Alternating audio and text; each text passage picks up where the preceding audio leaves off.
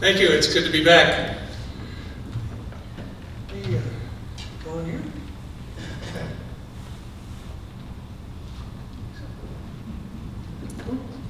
Helps if you turn it on. There you go.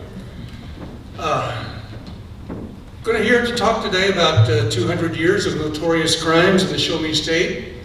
We may be covering some of the others. Some of them have been covered in July 11th. I'm not sure about that. And Missouri has seen many notorious crimes in its 200-year history, unfortunately. Some of the crimes were notorious nationally, some regionally, some locally. Some crimes were notorious because of who the criminal was, some because of who the victim was, some because of how the crime was committed, some because of where the crime was committed. Some crimes became notorious because of something that happened later. Some became their inspiration for songs. Some became the inspiration for movies. Some became the inspiration for songs and movies. And so today we want to talk about a few of the notorious crimes that fall into one or more of these categories. Well, now you've seen it 100 times. Any Western, you've got two guys facing off in the dusty street of the town. They've got the gun strapped on their hips. And one of them, the villain, mutters, "Slap leather, partner." They draw. The villain's fast, but the hero's a little faster. And he shoots him down, and he falls down in the dust, dead. Yes, the classic Western gunfight. But the first one, whoops, was in my hometown of Springfield, Missouri. George Ward Nichols was a journalist from Massachusetts who served as an aide to various generals during the Civil War. And in the summer of 1865, he was still in the Union Army, about to be mustered out, but he was in Springfield cleaning up some military business. Nichols didn't think much of my hometown. He later described it as inhabited by strange, half-civilized people who rode mules dressed in greasy animal skins, and whose most marked characteristic seemed to be an indisposition to move, and their highest ambition to let their hair and their beards grow. Well, anyway, there was, however, one man who caught his eye. James Butler Wild Bill Hickok. Here was a man who was a little over 6 feet tall. He had a broad chest, a narrow waist, around which he had strapped two Colt Navy revolvers. He had a mass of fine dark hair that fell down to his shoulders. Wild Bill Hickok had been a Union scout in southwest Missouri during the Civil War, reputedly sending many Confederates over Jordan, as they might say. And he already had a reputation as a desperado and a gambler because of his war record. And before the war, he'd actually killed a couple of men in a gunfight in Nebraska, and more of a brawl than a gunfight, and earned the nickname of Wild Bill. He was acquitted for that one, by the way. In July of 1865, he became acquainted with another desperado and gambler, Davis Tutt. He was a former Confederate soldier. They were playing poker together. Tutt claimed that Hickok owed him a debt. Hickok claimed that he'd already paid it. They got into a dispute over the matter, and while they were arguing, Tutt reached over and grabbed a gold watch of Hickok's that was laying on the table, stuck it in his pocket. Hickok said, "You better give me that gold watch back." He said, "I'm not giving it back until you pay the debt." He said, "Well, you better not pull that gold watch out in public." Well, on July 21st, July 21st, 1865, Tutt was in the courthouse square in Springfield. He had his revolver and Hickok's gold watch. And guess what? He pulled it out. They entered the square, Hickok entered the square, and they faced off. Now, some of the stories say they were 75 yards apart. It seemed awful far to me to be 75 yards apart for a gunfight, maybe 75 feet. But in any event, they faced off. They both drew. Hickok placed his revolver on his left arm, took aim, and fired. Davis Tutt's bullet went way over Hickok's head, but Hickok's bullet found a home. Tutt said, "Oh, I'm killed," and fell down. Tutt fell on the ground and died. Hickok turned to his companions and said, "Have you had enough, gentlemen?" Hickok was charged with manslaughter, but he was acquitted on grounds of self-defense. And apparently the transcript of that trial, the records of that trial have disappeared. Hopefully we'll find them somewhere, maybe in a box at MU or somewhere else. Anyway, the story of Wild Bill's duel with Davis Tutt enthralled Nichols. He interviewed Hickok and got a bunch of other wild, more lurid tales from him about his life. Some of them might have actually been true. And in January of 1867, he published a lengthy article about Wild Bill Hickok in the Harper's New Monthly magazine. And it was kind of the 19th century version of going viral. He became quite famous, the first famous gunfighter in the United States. Now, not everyone loved Nichols' article. The Springfield Patriot, the local newspaper, wrote an appraisal of Nichols himself. It was almost as harsh as he had as many harsh things to say as he had to say about the town. They said that Nichols was an illustrious holder of a brevet commission for General Fremont issued to his wagon masters, and he was splurging around our strange, half-civilized people, seriously endangering the supply of lager and corn whiskey. But Wild Bill Hickok did become the first gunfighter. He met his end 9 years later in Deadwood, South Dakota, shot in the back of the head by Jack McCall while holding the dead man's hand of aces and eights.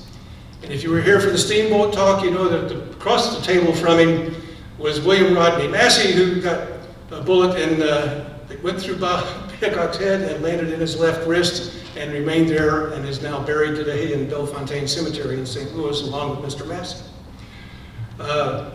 This duel, anyway, on the courthouse square in Springfield was really the first gunfight between gunfighters of the classic type like you see in the Westerns. And it became the template for countless gunfights, dime novels, books, movies, and television screens even today. Vicki's going to tell you about some murders that occurred, I guess they're both unsolved, that occurred quite a few years later. Did Hickok get his watch back? Everybody asked that. It shot him down. He must have gotten his watch back. He was pretty upset about the whole watch thing. I'm short, so I have to leave that. My favorite ones are the unsolved ones because then you don't have to talk about the criminal so much. You get to talk about the crime and the victim a little bit more. We started out in Jim's hometown of Springfield, Missouri, and now we're going to move across the state a little bit to my hometown of Mexico, Missouri. There haven't been a lot of murders, fortunately, in Mexico, Missouri, but this one has a long and sordid history amongst the citizens because it was unsolved. It's the murder of Margaret Mortimer, who's pictured here. She was prominent socially and politically. Her husband was from New York, and he had connections with New York politics and also with the governor of Missouri. And she was a renowned musician and singer who performed all over the state. In fact, I found numerous mentions of her performing here in St. Louis. The couple met in Atlantic City, where Margaret's mother was recuperating from an illness. They married. They moved to New York. Margaret almost immediately left and went back to Mexico to take care of her mother, and they were separated for many, many months until finally Bert, her husband, decided that he would move to Mexico if he wanted to be married anymore, and he went to work in her father's business. Now Margaret, this all occurred, this horrible thing happened on Thanksgiving Eve in 1937. Margaret had been downtown shopping in Mexico all afternoon. It was dark when she started walking home, and this is her home. It had belonged to the president of Hardin College, which was located across the street and was no longer in business. It had gone under during the Depression. It was a girls' college, a two-year girls' college. And around 6:15 that day, a young girl who she just recently visited with in the drugstore where she'd made a purchase was walking ahead of Margaret, and she heard a scream. She set off running for home, and when she got home, she told her mother about the scream, but that's all she did about it because they didn't have a phone, and so they couldn't notify the police. Mr. Mortimer was walking the same route a little bit earlier than that. He did not believe in owning an automobile. He said it was more healthy to walk, and it was cheaper to call a taxi than to own an automobile, so they did not own a car. And they lived still with Margaret's parents in this house across from the college. It was Thanksgiving Eve, and they had visitors from California. And believe it or not, the names of those visitors were Mr. and Mrs. James Erwin. So, as Mr. Mortimer was walking along, coming home, he met, and this is his quote, a Negro man wearing a cap and a brown checked coat. And he looked at him intently in the eye as they passed. Now that scream that the young girl heard at 6:15, after Mr. Mortimer had already arrived at home, came from Margaret, as she was grabbed from behind, struck in the head several times with a piece of wood, and dragged behind a vacant house. This was the scene of the crime. The family was rehabbing it, and it was 2 houses down from where Margaret lived. When Margaret was found by the family a few hours later, when they came to check up on what progress had been made that day, her underwear was torn and her dress was pulled up to her shoulders. But something, possibly when Mr. Erwin moved his car around to the garage where the lights would shine directly into that yard, had scared the attacker away, and nothing else had happened. Margaret's purse was gone, but she was still wearing some very expensive jewelry.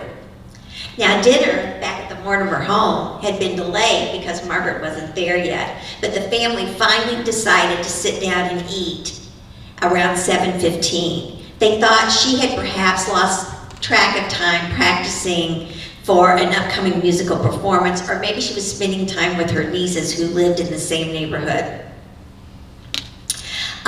When the family found Margaret laying there, it was about 7:45.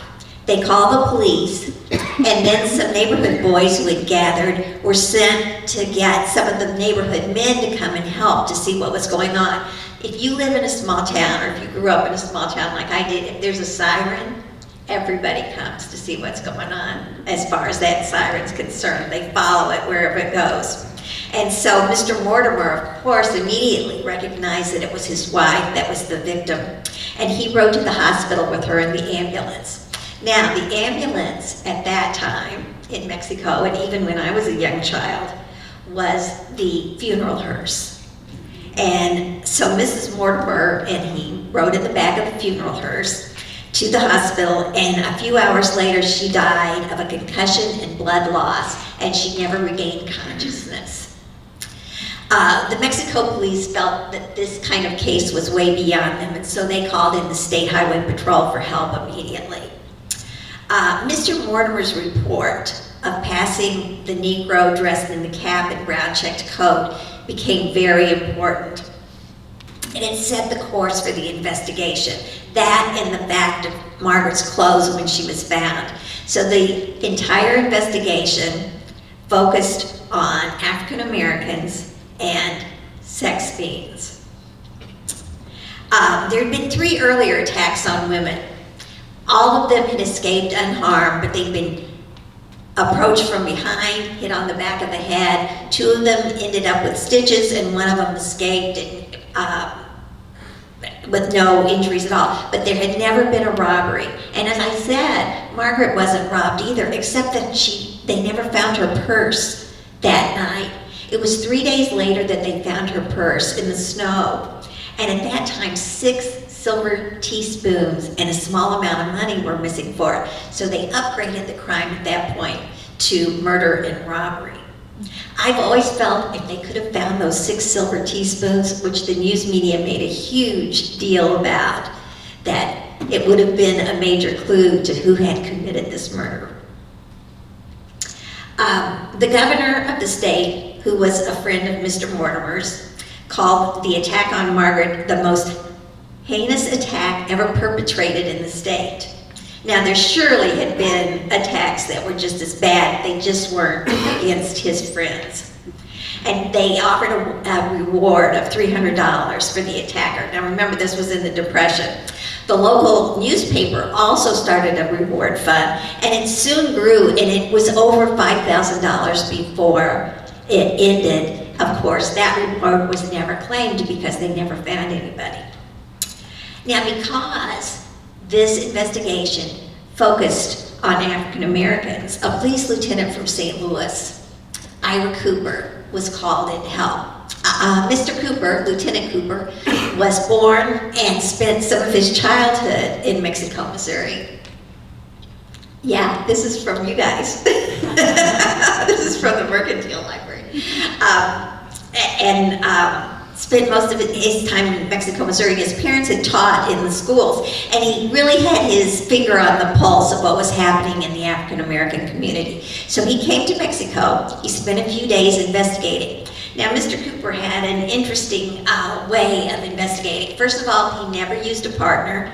Second of all, he did not keep written notes, and he did not discuss things until he came up with his own theory. Well, he returned to St. Louis, and a few days later, he fell very ill. And so nobody ever knew what the results were of his investigation. But nothing came of it. I think he would have said something if something had happened. There was a black family that lived across the street from the Mortimers on the deserted Hardin campus in one of the buildings. The man's name was Mr. Mays, and they had just moved in from the country recently, and he could not find work anymore. The police came and questioned him a number of times. That, combined with his unemployment, probably contributed to his depression, and he ended up committing suicide after all of the intense questioning. He was later cleared, and he could not have possibly done it. But this is one of those things, and I found this in many of the cases I read about. There's always some side effect that's not a direct part of the crime that comes up as a result of that crime, and Mr. Mays' death was one of those things. Now, no one was ever charged or even accused of this murder, and no records exist. Again, maybe someday someone will find some, but the Mexico police, their records burned in a fire, and the State Highway Patrol, my inquiry, they could find nothing. So the unsolved aspect makes it more interesting to me, and it has everybody in my hometown, because believe me, whenever I go home, and you would not believe how many emails I got from people that I hadn't heard from for 50 years after this book came out, and I was on a podcast that they listened to, and oh, well, did you ever hear this? Did you ever hear that? Or did you ever hear something else? I'm sure there were rumors going around at the time that had happened, and in fact, some of them were repeated to me in those emails. But they were never reported in the paper, maybe because the Mortimers were very good friends with the editors of the newspaper. And so why did they only concentrate on black men? There's no evidence that they ever looked at anybody else. And did they know the identity of the murder and covered up because it was somebody powerful? Or at this point, I guess we'll just never know, but it's something for me, that I think about all the time, and that I would like to write more about sometime, maybe in a fictional way where the crime is finally solved in a fictional way. There's an addendum to this story, just a little one that I thought was interesting. Bert stayed in Mexico. Her husband stayed in Mexico all those years and continued to work for the family firm. He was boarded a train in August of 1953 to travel back to New York City to attend the family funeral. And he never made it to the funeral, and he never returned to Mexico. And for months, nobody knew what had happened to him. The Mexico police were finally notified that Mr. Mortimer had collapsed on the street in New York City soon after he got off the train. He never regained consciousness in the hospital, and he was buried in a pauper's grave because someone stole all of his identification while he was laying there on the sidewalk. His family later found all of this out, of course, and he was exhumed and he was buried in the family plot in New York. I'm going to move ahead to another society woman with political connections story. And this one goes back to 1917. Harriet McDaniel, pictured here, lived in St. Joseph, Missouri. She was the mother of 3 children, and she married a man that she'd known since childhood, Oscar McDaniel. Now, Oscar, at that time, was the prosecuting attorney of Buchanan County, and he was in the process of running for a second term. On the night of Harriet's murder, Oscar, after spending the evening out at his lodge and pursuing a couple of other things that had to do with his office business, he returned home and was getting ready for bed when he received a phone call that he later said was a hoax phone call. And he left Harriet and 2 of the 3 children at home. The oldest son was with his grandparents. When he realized there was no basis to the call, he rushed home to check on his family, and after parking his car at the house, he heard gunshots. He ducked behind his car, removed the pistol from the glove compartment that he'd kept there because he'd been receiving threats from various people he had prosecuted, and he returned the gunfire. No one was struck, and when he felt like it was safe, he hurried inside and he found his wife unconscious on the bedroom floor, bleeding from the head. The children were still asleep in the adjoining room. Drawers and dresser tops had been messed with, and a few small items, Mrs. McDaniel's rings, her engagement ring, which was worth about $300, and a small amount of cash were missing, but the children were never disturbed during this time. He called an ambulance and he called the police, and of course the police immediately turned out en masse and to investigate something like an assault and a burglary at the home of the prosecuting attorney. Now, Harriet never regained consciousness, and she also died at the hospital soon after, and it became a murder investigation. Dogs were brought in to chase, and they chased a scent to an apartment building that was known to be the lair of local criminal element. A few of the men were arrested on outstanding warrants, and some were put under observation, but no one was discovered to have a connection to the crime. Suspicion immediately focused on several men.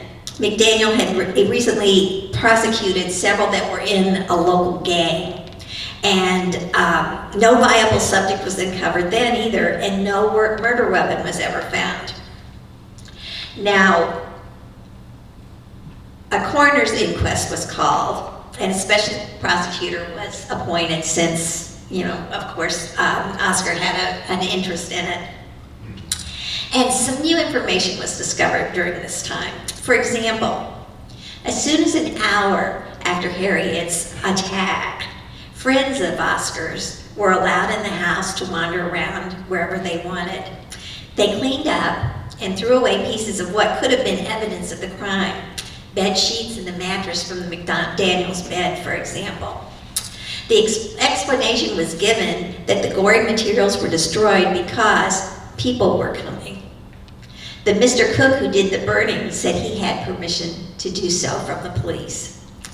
Now, a crime of this nature involving socially and politically prominent people, and don't we just love it when we can knock somebody off their pedestal, was the subject of a lot of speculation and gossip, and every bit of it found its way into the St. Joseph papers, amazingly.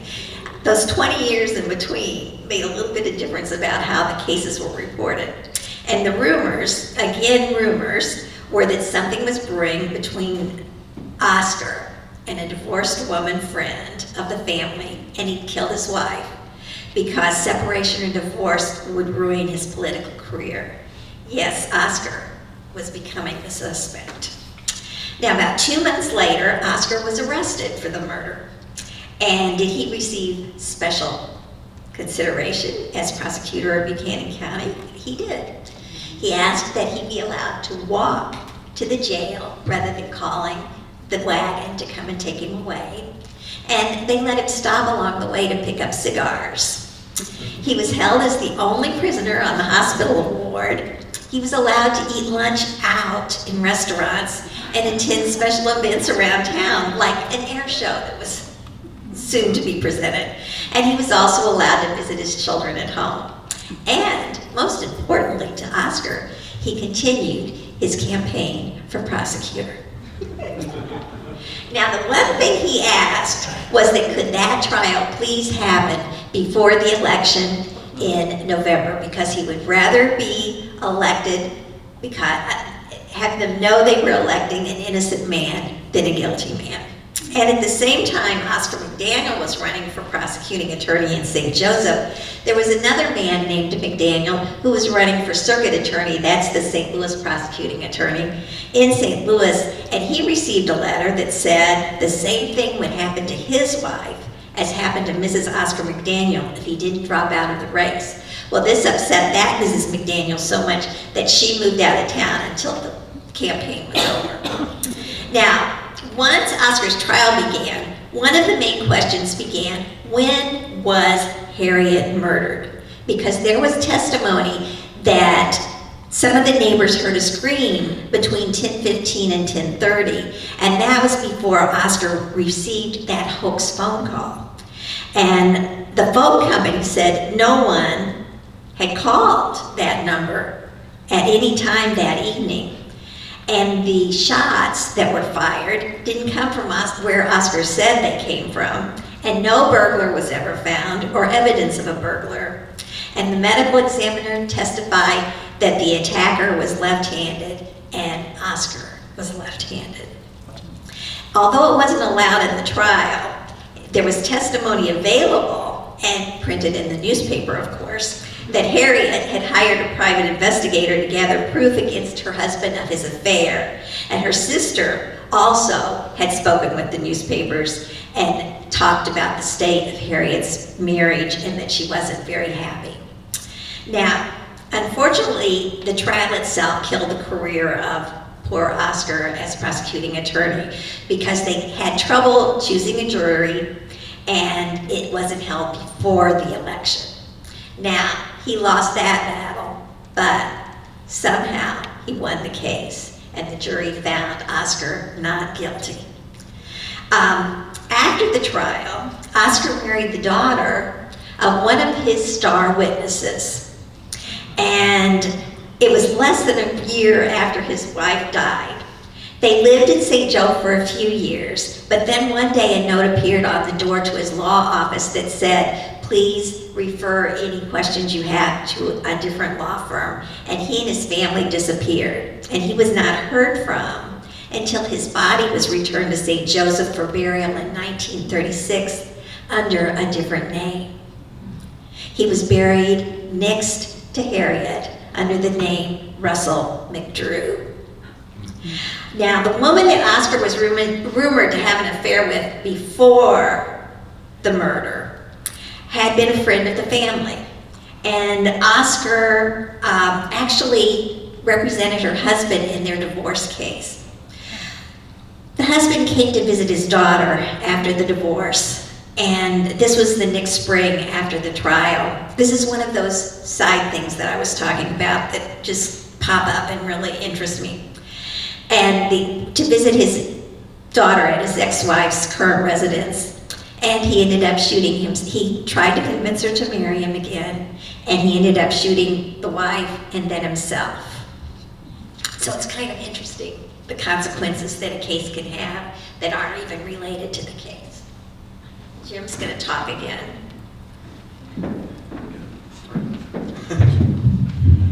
In 4 years and a few blocks apart in downtown St. Louis, there were 2 killings that inspired ballads that have been recorded hundreds of times each. Okay, Brian, let's see if this works.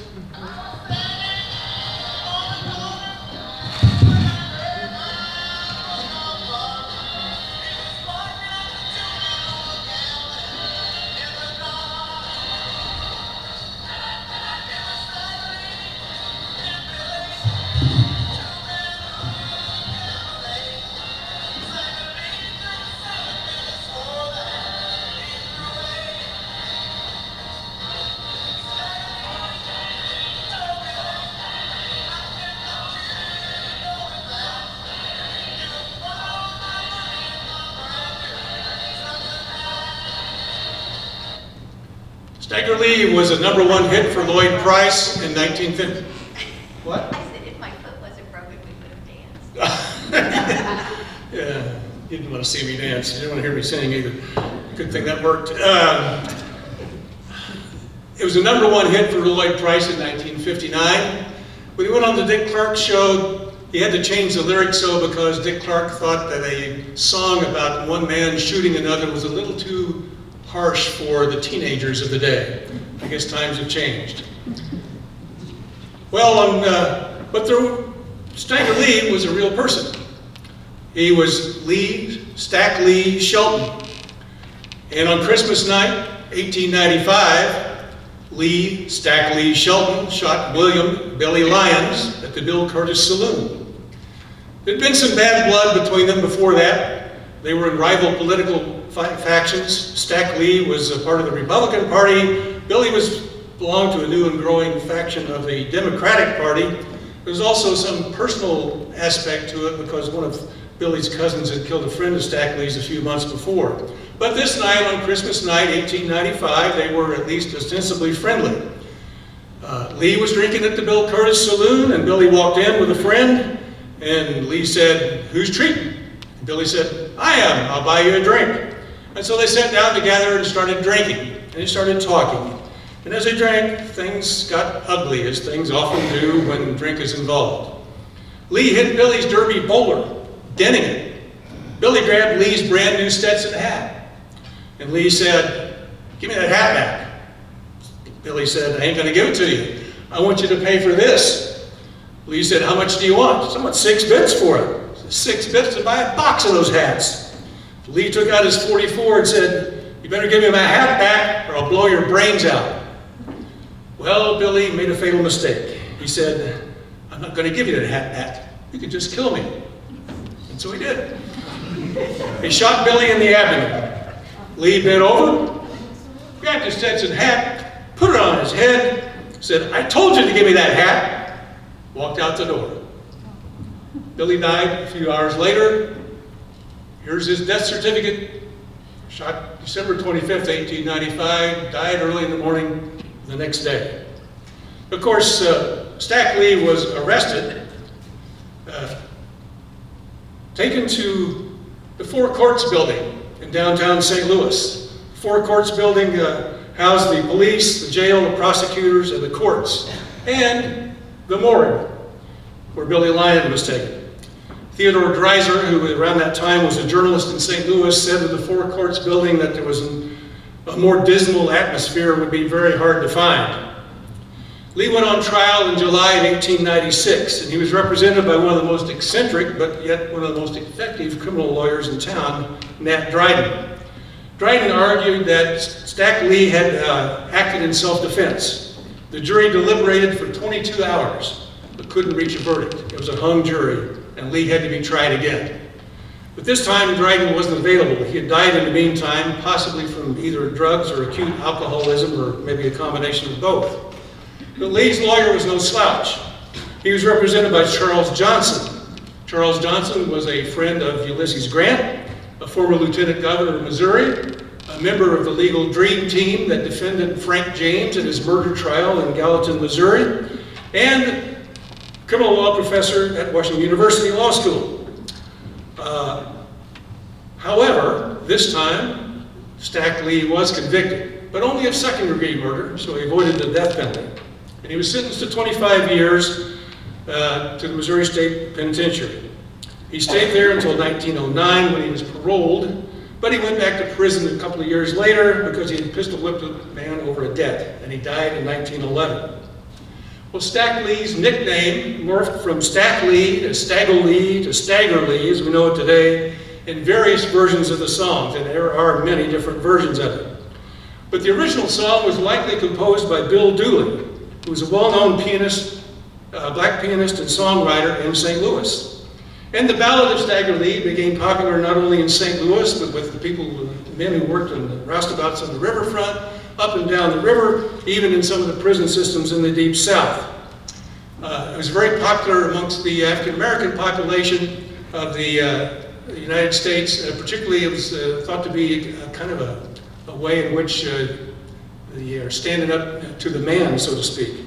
But it was first recorded by, of all people, Fred Waring and the Pennsylvanians in 1923.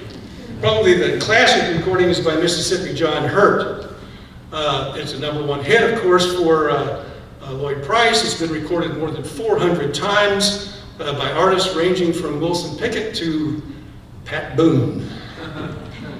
Well, 4 years later, and a few blocks away, there was another killing that inspired a ballad equally as famous as Stagger Lee.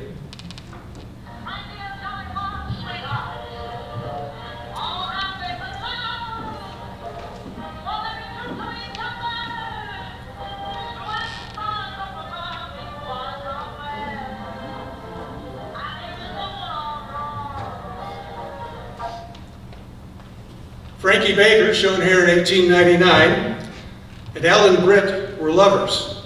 They lived at 212 Targee Street, which is quite a historic spot in the music world of St. Louis. It was later the home of Josephine Baker, no relation, and the site of what is today the Enterprise Center where the St. Louis Blues play hockey.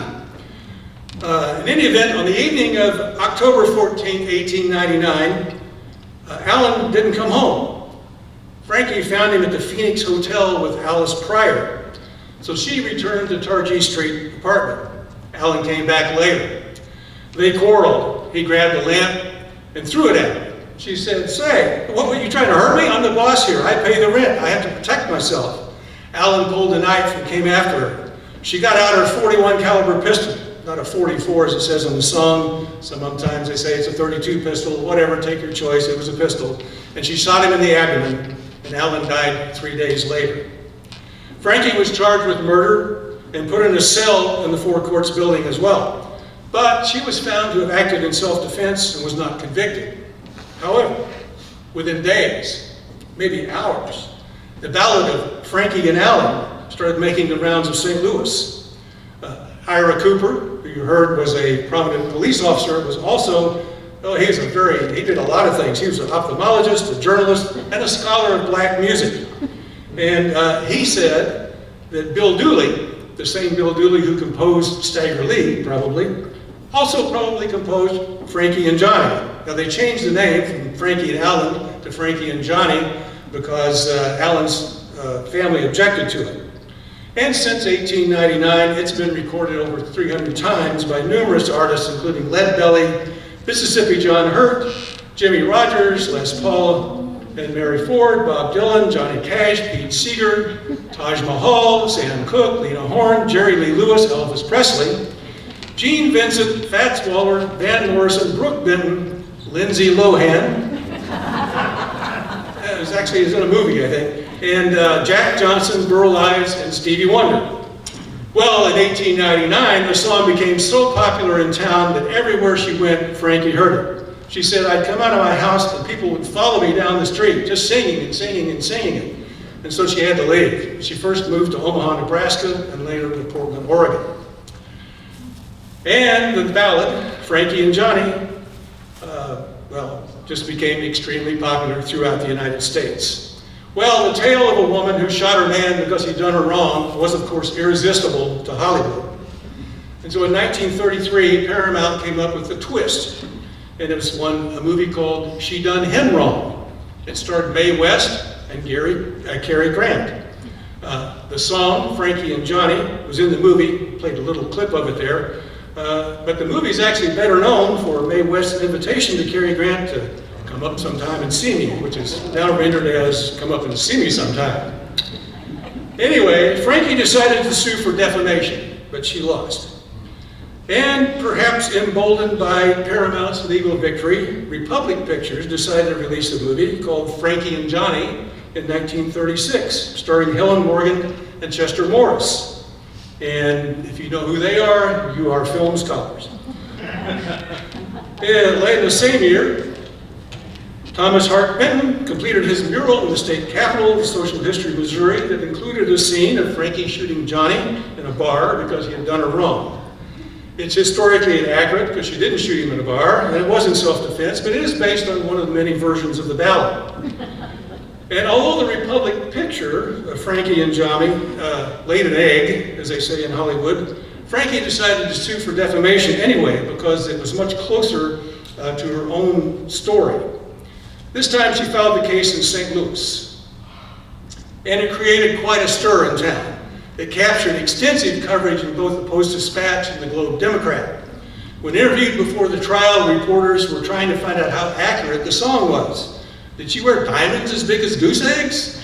Only an average size one. Did she buy Allen $100 suits? Not necessarily.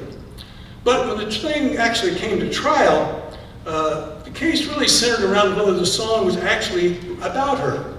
Republic claimed it was written long before Frankie shot Allen in 1899, maybe sometime during the Civil War.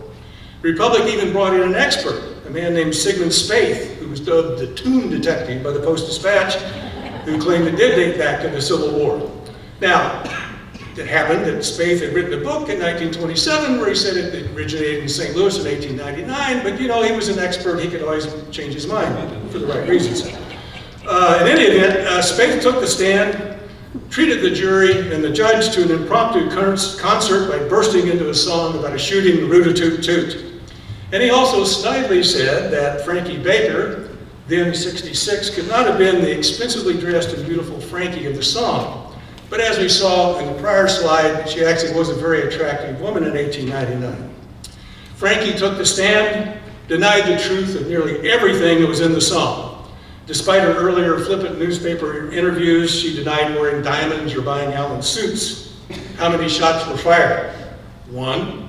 Did you shoot him with a root-a-toot-toot? No. No, sir. Well, the chances of an African-American woman getting justice from a white St. Louis jury against a large corporation in 1942 were probably never very great.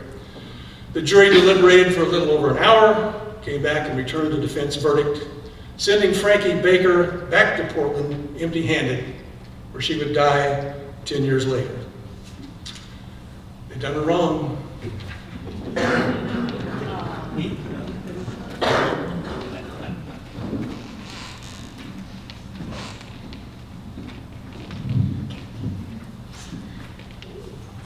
Okay, some of you may know this one. I called it American Gothic. We did a lot of newspaper research for this book. For one thing, because it was during COVID and it was the only thing that was available to us. And when I researched Ray and Faye's names in the newspapers, it was very interesting. Again, I'm going to go back to if you grew up in a small town and your local paper wrote everything there was to know about you and what you did during your childhood in that newspaper. When Jim first looked me up one time in the Mexico Ledger, he was amazed at how many times my name appeared, but it was, you know, like grandmother came to visit, that kind of thing. And that's what all of these notices were about Ray and Faye, was that their family would come for Christmas and they had a Christmas celebration. Or they had visited their sister in California and Faye had picked a 30-pound squash and brought it back to Chillicothe. And there was even a picture of that one. There were pictures of Ray and his grandson catching fish. It was just all of those little moments that we all have growing up in a small town. Until 1989. And then the tenor of those articles changed a little bit. Initially, the police arrested the Copelands for writing bad checks. But while they were in jail and were interviewed by the newspaper, they said, well, no, we're involved in a secret project involving the Copelands. Although it wasn't really very secret, because again, it was a small town. And they were looking for bodies buried on the properties that that Ray owned and where he worked. Now, a call had come in to a crime tip hotline from a drifter who had worked on the Copeland farm, and he said he had found bones and a skull there. And at the time of this arrest, Ray was 73 and Faye was 68. Now, this wasn't Ray's first run-in with the police. He'd been arrested before. He'd even spent time in prison. And his first crime was actually stealing from his own mother and father, who said, "Oh, just give him time, he's a little guy." And then he stole from his children. He had them go to work. When they earned money, he had them put it in a savings account, and then he took it out of the savings account and spent it himself. Now, his favorite crime was writing bad checks. And he had several schemes that he had used along the way. And then one of his accomplices, who he had hired to buy cattle from him with checks from the accomplice's fund, but signed by Ray, had not left town when he was supposed to, and he turned on Ray to get his own freedom, and Ray was arrested and put in prison. Now, while he was in prison, he had some thoughts about what might have gone wrong with that plan that he had. But Faye said, "If you go to prison one more time, that's it, I'm leaving, we're done." And so for the next 16 years, the longest time he had ever spent without being arrested or being jailed, he was a good boy. Now, then he decided to put into action this plan he'd had while he was in prison. He'd hire a drifter that nobody really knew where they were or who they were.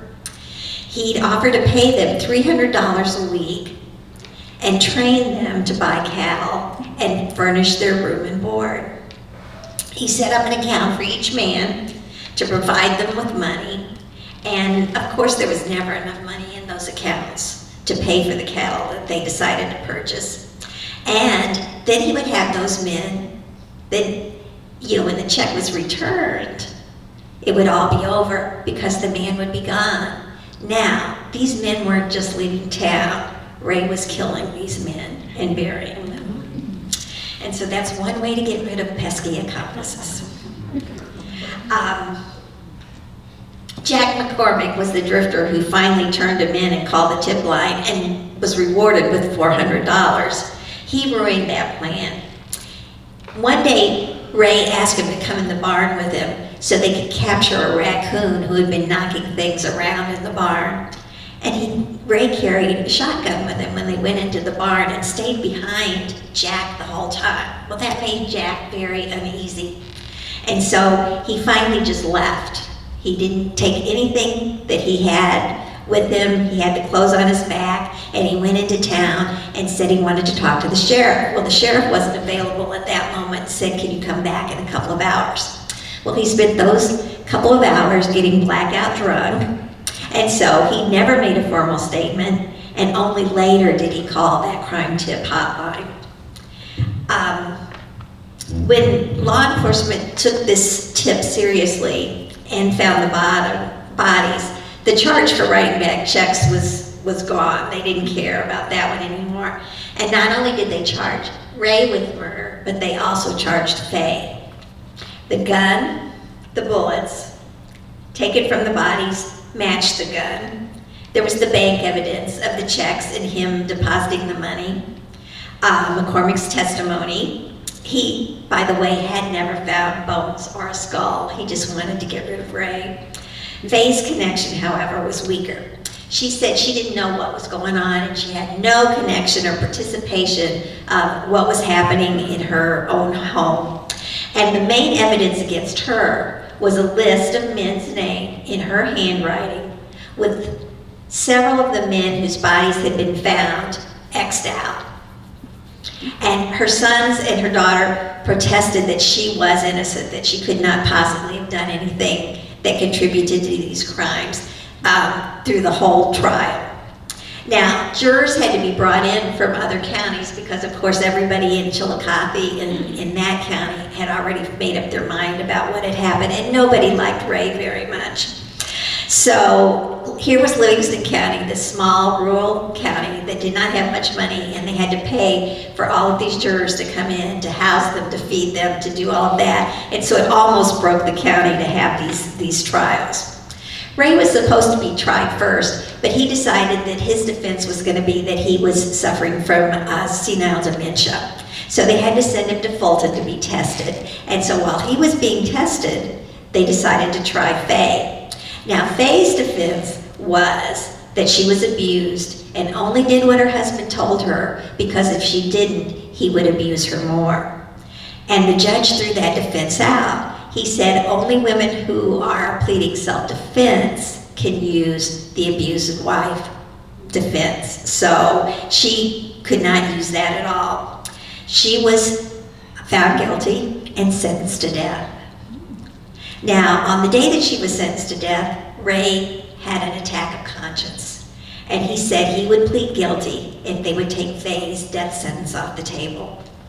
And so they wrangled back and forth, you know, yes we will, no we won't, maybe we will, oh I don't know what we should do. And they finally refused the deal and sent Ray to have a trial. He was found guilty. He could not use the dementia. He was found to be a sound mind, and he could not use that defense. And he was also sentenced to death. Now, by this time, Ray and Faye were the oldest prisoners on death row and the only married couple. A few years later, there was a second married couple, and I don't know if y'all remember this case. It's not even in the book. It's the Isas in St. Louis who killed their daughter in an honor killing because they wanted her to be married to someone else and she had a different boyfriend, and so they had to kill her. Ray died before his sentence could be carried out, and Faye's sentence was eventually commuted, and she was medically paroled to a nursing home, and she died in 2003. We're just about finished. In 1953, Fred Bowerman was added to the FBI's 10 most wanted list for having shot a bank employee during a robbery for raising his hands too slowly. In April of that year, Frank led a gang of 3 men into Southwest Bank in St. Louis, Kings Highway in Southwest. Here we go, Diane.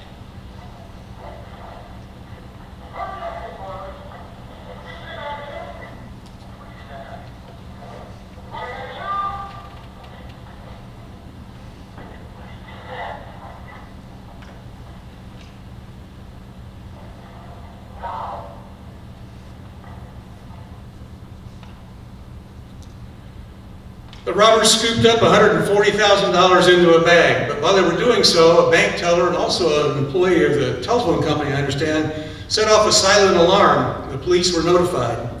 2 policemen on patrol arrived in the middle of the robbery and began to exchange gunfire with Bowerman and his crew. More police came, accompanied by newspaper photographers and the curious. It's not just small towns, but even in the big cities, sometimes the people will gather when they hear sirens. One of the robbers killed himself, not wanting to go back to prison. One was wounded and gave himself up. The third was in the getaway car, and he got away all right. He drove off and left his guys behind, but they caught him a few days later. Bowerman took a hostage, burst out the front door where he was shot by Officer Milburn Stein and mortally wounded. Charles Guggenheim was a St. Louis film producer and filmmaker. He was a documentary filmmaker. His first film was about the St. Louis school desegregation after the Brown versus Board of Education was decided by the U.S. Supreme Court. And that film was actually nominated for an Oscar. Well, a few years later, he was looking for a new subject, and he hit on the idea of doing a movie about the Southwest Bank robbery. But it wouldn't be a documentary this time. It'd rather be a kind of a noirish type film that explored the characters' motivations and not just a shoot 'em up heist kind of thing. He teamed up with a Hollywood director and a St. Louis native, John Stix. They hired 5 professional Broadway actors for the leads. One of them was Steve McQueen, who had just finished starring in his only appearance on Broadway in A Head Full of Rain, and starring in his first feature film, The Blob. McQueen had been offered $3,000 or a percentage of the take on the Blob, but he was really hurting for money, so he said, "I'll take the $3,000. Big mistake. The Blob turned into an unexpected hit and earned $12 million in 1950s dollars. Guggenheim shot his bank robbery film entirely on location in St. Louis in October and November of 1957. The outside shots of the bank were at the actual Southwest Bank location. The bank building is still standing today, although it has a different name. Interior shots of the robbery were made at a vacant former bank downtown. The movie gang gathered in Towers Grove Park, shown here in this film clip, just as they do in the movie, and just as they did at the time. Some scenes were shot in a bar with at least one drunk patron who was there all day and kept staggering around in front of the camera. Guggenheim decided to leave it in to provide some atmosphere. The climactic scene of the movie, of course, is the robbery, filmed pretty much as it happened. Many of the extras were citizens, reporters, police who had been on the scene in 1953. And Officer Milburn Stein played himself, and he shoots the character who played Bowerman just as he did in real life. The movie was finally released in 1959. Now the posters that accompany the movie, and I think even this one says, The Great St. Louis Bank Robbery. But it's usually referred to by that name. But if you actually watch the movie, which you can stream it online, the actual title of it is just The St. Louis Bank Robbery. And although today it's considered a minor classic, the movie was popular in St. Louis and hardly anywhere else. It is in the public domain, however, and you can watch it online, as I said. Both Guggenheim and McQueen went on to bigger and probably better things. Guggenheim specialized in making short documentaries, for which he received 13 Academy Award nominations and 5 Oscars. McQueen, of course, became first the taciturn star of the Western Wanted Dead or Alive, and later the taciturn star of Bullitt and the Thomas Crown Affair and other movies in which he was a taciturn star. He died in 1980. Well, true crime stories, I think, are inherently interesting because they show a side of people that most of us can't really understand. Why do these criminals do what they did? How could they do these kinds of things? What kind of people do it? What motivated them to do it? I can't give you an answer. But in talking and writing about them, I think we should also keep in mind that each of these crimes was a tragedy. It was a tragedy not only for the victims, but their families, their friends, sometimes the families and friends of the perpetrators.